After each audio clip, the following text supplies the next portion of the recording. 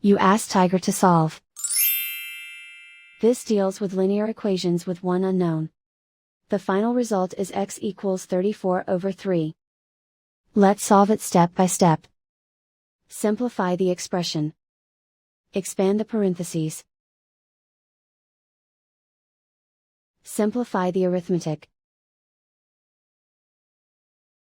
Group all constants on the right side of the equation. Add 60 to both sides.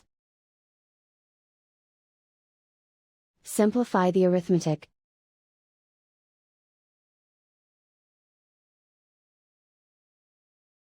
Isolate the x. Divide both sides by 6. Simplify the fraction.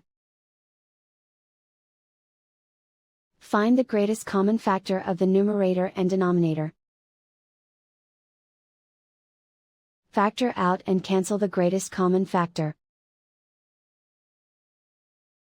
And so the final result is x equals 34/3.